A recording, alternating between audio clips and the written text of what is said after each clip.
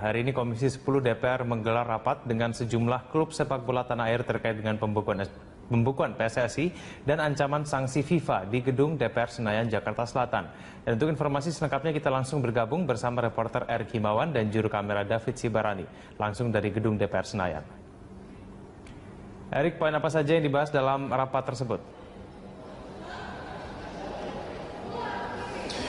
Ya, Egan, memang ada beberapa hal yang dibahas antara pertemuan pimpinan DPR, yaitu Wakil Ketua DPR Fahri Hamzah dan Ketua Komisi 10 yaitu Teguh Rifki Harsya dengan Persipura. Dan mereka menganggap bahwa pembukuan dari PSSI oleh pihak Menpora ataupun Imam Nahrawi itu dianggap terlalu berlebihan. Dan ini akibat pembukuan ini banyak sekali dampak yang terjadi saat PSI saat ini dibekukan. Ya, sementara itu Egan dan pemirsa, bahwa untuk Komisi 10 sendiri sudah melakukan rapat beberapa kali terkait pembekuan PSSI ini. Ya, memang salah satunya itu terjadi pada Selasa kemarin, tanggal 26 Mei 2015. Ya, memang hasil dari rapat Komisi 10 itu bahwa mendesak Menpora untuk mencabut SK tentang pembekuan dari PSSI. Ya, sementara itu pemirsa, tadi juga hadir dari perwakilan Persipura dan mereka menganggap bahwa pembukuan ini sangat merugikan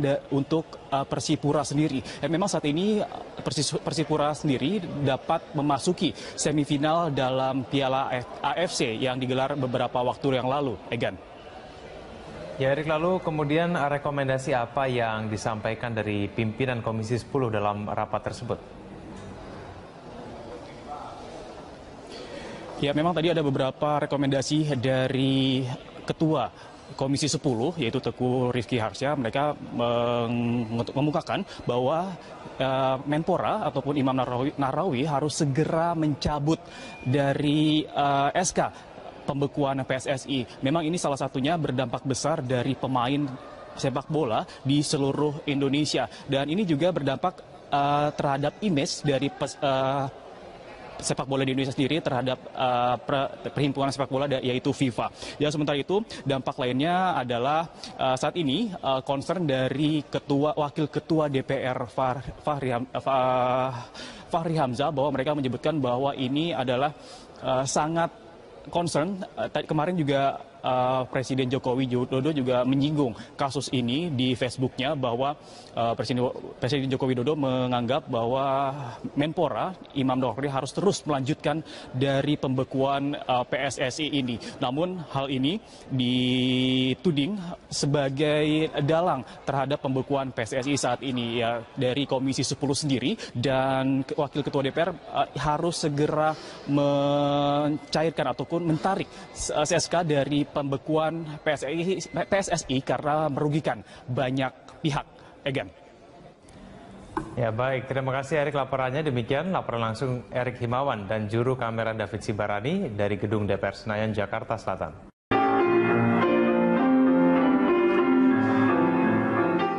Bersama Lunch Talk, pemirsa, kami mengajak Anda untuk memberikan komentar lewat Twitter di @jurnalsiang atau SMS ke 08118335551. Anda juga bisa menelepon saat siaran kami berlangsung lewat nomor 021 52900 atau 021 52900 Iya, kita lanjutkan dialognya ya. Tadi kita tertinggal pada saat kita membahas adu nilai sampai bisa hasilnya bagus, prestasi jalan di dalam sekolah juga di luar sekolah jalan. Nah, terus saya ingin tanya, ini kapan mainnya? Apakah ada waktu tetap untuk bermain gitu, yang merasa ada me time-nya begitulah gitu? Kalau me time-nya sering, kayak me time ya pasti kayak sendiri apa semua pasti justru lebih sering gitu. Lebih sering. Tapi kalau main sama temennya gimana? Main pasti main, biasanya Jumat sore pulang sekolah biasanya main.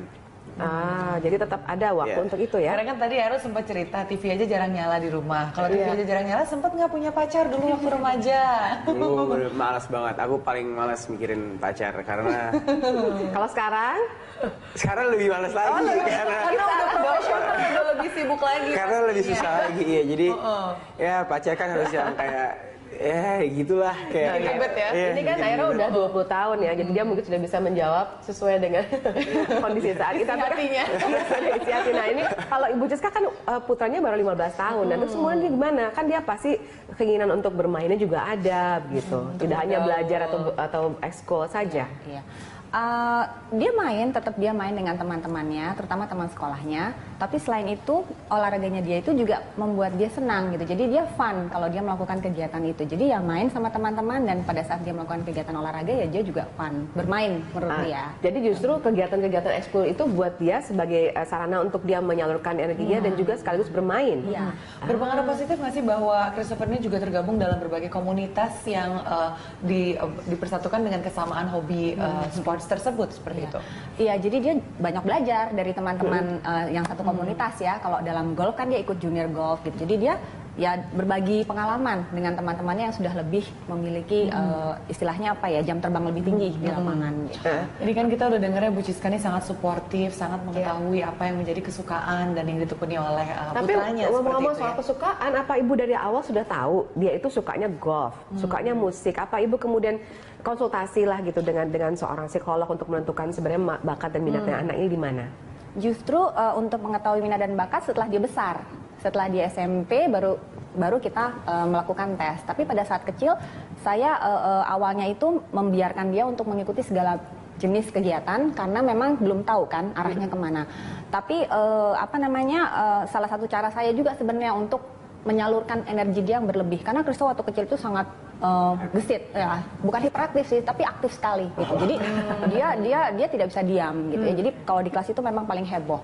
Nah, salah satu caranya menurut psikolog harus coba disalurkan energinya itu apa saja yang dia suka gitu. Jadi olahraga tenis, bola, berenang, Jadi dan biarkan dia sebagainya. memilih sendiri. Iya, sampai akhirnya pada saat dia sudah besar dia tahu bahwa oke, saya mungkin lebih cocok Maunya yang ini gitu ya. gitu. Kalau Aero dulu bisa akhirnya suka sama jet ski, apa karena memang sudah dari kecil ya di settingnya seperti itu sama orang tua? Enggak, pas kecil dikasih papa ngasih jet ski, terus go-kart, motocross sama ATV. Sempat ada beberapa pilihan Iya, ya. itu untuk yang mesin.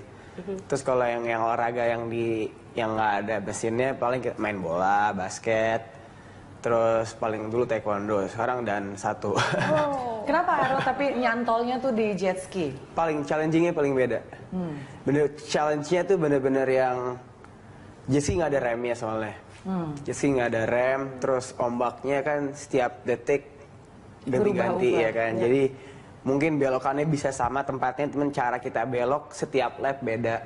Atau mungkin kalau ada orang di depannya kita harus nguber lagi, itu lebih cepet thinkingnya daripada, jadi thinking skillnya tuh bisa lebih cepet daripada kayak mungkin mobil kan lebih kayak ngafalin track dan harus benar-benar precision banget untuk kita ngafalnya.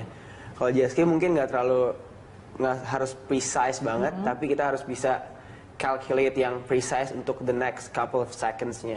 Oke, jadi intinya sebenarnya menjadi atlet itu tidak hanya lebih ke fisik ya, tapi ternyata juga dibutuhkan kemampuan untuk berpikir yang baik. Makanya tetap harus jalan dua-duanya ya, ke ekskul juga, sekolah tetap nomor satu. Nah, kita sapa saja penelpon kita yang sudah bergabung, yaitu Pak Gusman Syah di Riau. Silakan Pak, apakah ada tanggapan terhadap anak-anak remaja yang punya segudang prestasi di luar sekolahnya ini?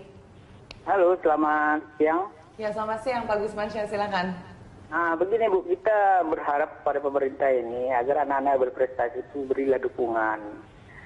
Kita anak-anak berprestasi itu bukannya hanya di ibu kota saja. Seperti di daerah, di provinsi-provinsi itu kan harus kita apresiasi juga. Sehingga seperti kita contoh di luar negeri itu, seperti nggak usah jauh-jauh, seperti negara tetangga aja deh, Malaysia atau Singapura, anak-anak berprestasi itu memang harus dicari gitu loh.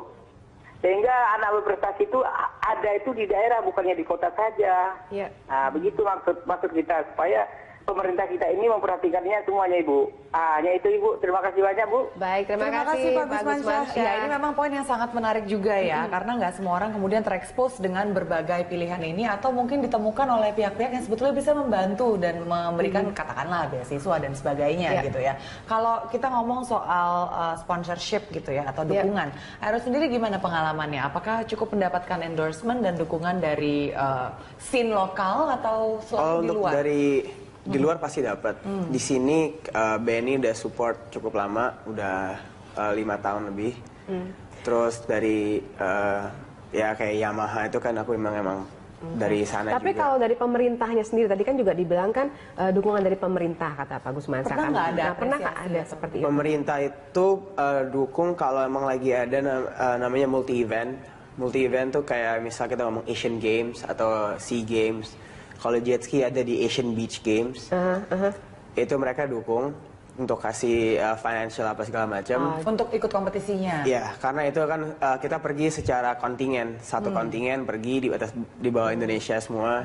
Jadi ya bukan single event yang. tapi kalau kayak- Tapi luar itu kalau itu- memang ada cabang olahraganya. Kalau ada Tapi cabang kalau hanya olahraganya. untuk Kalau di kompetisi luar jet ski itu kejuaraan dunia, lebih banyak Belum. pribadi atau Pribadi, semua pribadi. Oh, oke ya. Untungnya memang bisa didukung oleh pribadi, bahkan pun ada sponsor-sponsor dari perusahaan-perusahaan ya. Nah, kalau misalnya Bu Siska melihatnya bagaimana, tadi kan katanya Pak Gusmansa menelpon kita, dia mengatakan bahwa itu mungkin hanya orang-orang yang di Jakarta misalnya. Nah, kalau di daerah menurut Ibu akan sama tidak, sebenarnya lebih kepada orang tua tadi kembali perannya?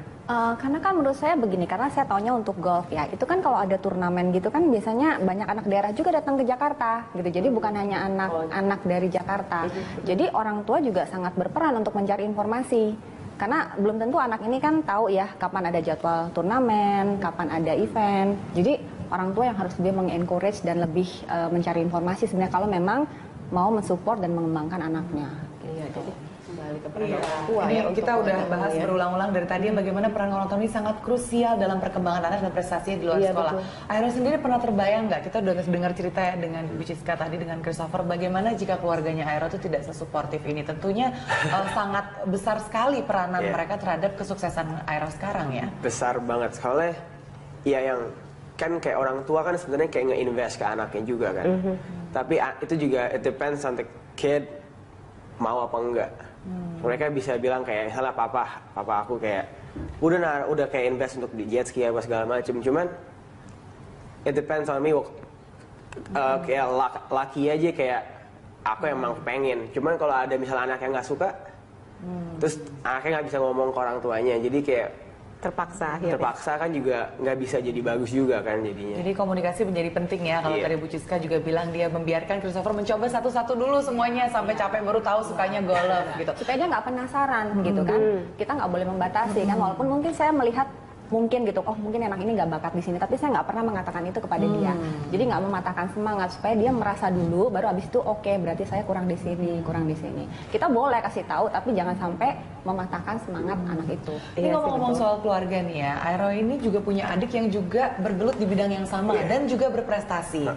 Namanya Aksa, 3 tahun lebih muda ya. Ini gimana nih kalau di rumah? Terjadi persaingan dong pasti ya? Iya. Ada cerita lucu nggak? kita berdua benar-benar kompetitif banget dari pokoknya untuk olahraga kita benar-benar gila kompetitifnya, yang di jet ski pun juga begitu, kita bisa yang finish 1-2 yang kayak sekarang ini 2015 di seri 1 US National Tour-nya juga Aksa lagi leading, aku yang kedua malahan. Jadi ya kita benar-benar terus kalau latihan di gym apa semua dia nggak mau kalah ngangkat bebannya, maunya sama beratnya atau nggak lebih berat. Jadi ya nggak apa-apa. Gimana Maksudnya, rasanya kesusul adik yang lebih kecil? no, it's good. Jadi aku juga harus Terpacu ya? motivate myself untuk lebih bagus lagi daripada Kita sebelumnya. kalau melihat perkembangan Aero dan adiknya itu mereka kan sangat disupport oleh keluarga. Kemudian juga tadi nggak sedikit nilai ekonominya ya, maksudnya dibutuhkan biaya yang besar untuk bisa mendukung supaya bisa berprestasi seperti ini. Nah, Ibu Ciska, bagaimana kemudian menyiasatinya? Kan pasti kan mungkin nggak semua orang bisa kemudian memberikan biaya yang besar kepada anaknya supaya dia bisa mengikuti berbagai kegiatan, kemudian juga bisa berprestasi pada akhirnya. Bagaimana menurut Bu Ciska menyiasatinya? Menurut saya sih banyak bidang sebenarnya yang bisa mengakomodir keinginan anak gitu, nggak harus yang selalu membutuhkan investasi besar gitu ya. Jadi menurut saya balik lagi ke orang tuanya, kemampuan orang sejauh mana orang tua bisa mensupport. Jadi tidak harus ada yang dipaksakan. Saya rasa anak juga akan mengerti kan kalau kita ajak bicara, misalnya belum tentu yang dia inginkan itu bisa dipenuhi karena keterbatasan banyak hal gitu. Kalau menurut saya sih banyak olahraga atau banyak bidang yang bisa diikuti oleh anak ya. Maksudnya nggak bisa ikut yang ini, dia bisa ambil yang lain. Jadi banyaklah terbuka kesempatan untuk anak-anak. Ini Bu Citra ini nampaknya sudah mengadaptasi pola asuh yang juga cukup modern dan terbuka ya pemikirannya. Boleh tanya sedikit nggak, apakah ini juga pola yang diterapkan ketika dulu Ibu Siska sebagai anak-anak? Apakah ada perbedaan dalam pola asuh dari satu generasi ke yang lainnya? Iya dong, karena dulu saya juga ingat kalau misalnya lagi harus latihan piano, berarti ibu saya akan ada di samping saya. Sabar menunggu. Sabar menunggu. Begitu ya. Nah, apakah Ibu Siska juga seperti itu, intensif gitu ya, mengawal sang anak? Saya rasa sebagai orang tua saya banyak belajar dari pengalaman yang sudah pernah saya dapatkan, yaitu diasuh oleh orang tua saya. Jauh sedikit banyak pasti saya akan mengikuti pola mereka, karena yang saya rasakan sekarang manfaatnya itu adalah hasil dari asuhan mereka. Jadi lebih banyak ke arah situ juga, dan saat ini pun karena kita keluarga sangat dekat gitu. Jadi orang tua saya juga banyak berperan dalam pengasuhan anak-anak saya gitu ya. Dan tapi menurut saya sih pola yang dulu dan sekarang itu tidak terlalu banyak berbeda. Hanya saja mungkin saat ini kan pendidikan modern ya lebih banyak mempengaruhi kehidupan sekarang. Yang dulu mungkin tidak tahu istilah ilmiahnya, tapi sekarang sudah ada istilah ilmiahnya, jadi bisa lebih didetailkan lagi untuk pengasuhan anak-anak. Jadi pilihannya lebih banyak juga mungkin ya. Kakek nenek juga berperan ya. Nah mungkin juga lebih banyak juga distraction ya, karena dulu nggak ada game gitu kan, nggak ada TV gitu kan. Lu harus main di luar.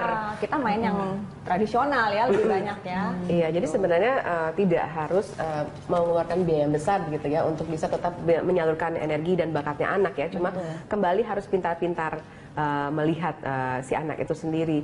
Nah, menurut Ibu, apakah kemudian setiap orang harus ke psikolog seperti yang Ibu lakukan, atau sebenarnya bisa dilakukan secara alami?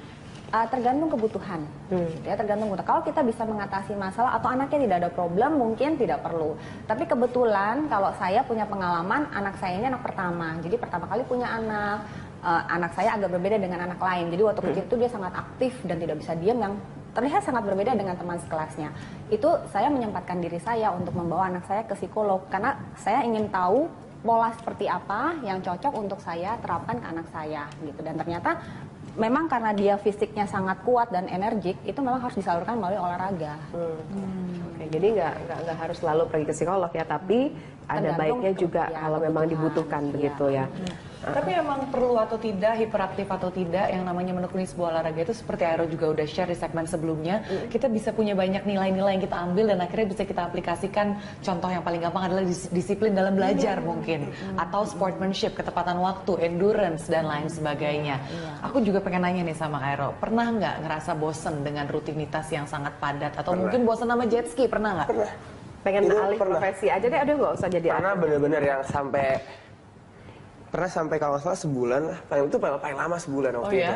Pernah udah bosen, ya mungkin karena latihan terus tiap hari kan, waktu itu juga sempat. Akhirnya sempat kayak main motocross saya dulu lah, tengah main go-kart waktu itu sempat di US juga. Jadi kayak ya udah akhirnya nggak main jet ski, cuman masih akhirnya lama-lama kangen lagi sama jet ski, itu akhirnya main lagi. Cuman ya itu itu kan ya itu kita hidup kan pasti nggak mau rutin terus kan, jadi ya pasti pindah-pindah juga ada. Kalau Christopher, anaknya Ibu, pernah ada mogok gitu nggak? Mogok atau kegiatan dan sebagainya. Pernah. Kalau tenis memang sudah lama dia tinggalkan karena beda cara mengayun. Jadi memang nggak bisa dilakukan bersamaan gitu. Beda swing sama ini. Tapi dia ada saat-saatnya dia juga ngambek gitu. Kalau ya. lagi begitu gimana tuh Biasanya saya semangati, udah nggak usah marah. Kalau main tuh memang gitu, ada menang ada kalah. Jadi sampai dia akhirnya menyadari bahwa dia bilang, "Mama, aku harus punya mental juara. Gimana caranya? Belajarnya di mana?" gitu. Karena memang dia kalau lagi main terus dia suka down kalau lagi jelek ya. Ya itu saya bilang ya memang mental juara itu harus yang stabil, walaupun dia sedang jelek mainnya, dia tetap harus bisa mengatasi emosinya. Bagaimana kita mengatasi emosi dalam menghadapi sebuah kekalahan, kita akan tanya ke Aero di segmen berikutnya. Iya, pemirsa, Lunch Talk akan kembali usai jeda. Semangat sekali kita kayaknya.